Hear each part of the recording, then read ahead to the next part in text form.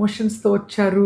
Madam నాకు time లేదు, ఇంకా 10 రోజు అయిపోతే నాకు హస్బెండ్ వేరే పెళ్ళి చేసుకుంటాడు అని బాగా ఏడ్చుకొని వచ్చి అప్పుడప్పుడే రెడీగా బేబీ పెట్టేసుకోవాలని వచ్చారు. అంతే అనుకున్నారు కదా ఫర్టిలిటీ.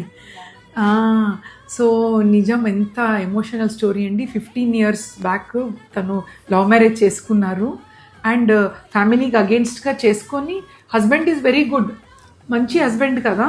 సో ఇలా 5 years, 6 years, 10 years, 15 years వరకు పిల్లలు కాకపోతే ఇంకా ఫ్యామిలీ వాళ్ళందరూ ప్రెషర్, పిల్లలు లేదు కదా, ఇంకా ఈ జీవితంలో అర్థం లేదు, రిలేషన్లో అర్థం లేదు, వేరే పెళ్ళికి అంతా రెడీ చేసేసి పాప హస్బెండ్ మైండ్ అన్నీ, ఎంత మంచి హస్బెండ్ ఉంటే కూడా కొంచెము పిల్లలు లేకపోతే కొంచెం ఉంటాయి కదమ్మా స్ట్రగుల్. ఆల్మోస్ట్ సెకండ్ మ్యారేజ్కి రెడీ అయిపోయి డేట్ ఫిక్స్ అయింది. తను వచ్చి ఏడ్చినప్పుడు మేము ఐవీఎఫ్లో తన ఎగ్స్ తీసి బేబీ ఫామ్ చేసి హస్బెండ్ స్పర్మ్తో పెట్టాము. 7 weeks.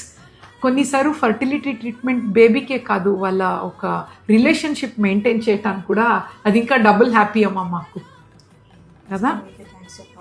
Grace of God, 15 years తర్వాత మీ లైఫ్లో ఒక హ్యాపీనెస్, బేబీతో పాటు మీ హస్బెండ్ కూడా మీకు దొరికారు. చాలా హ్యాపీ అమ్మ. God bless you.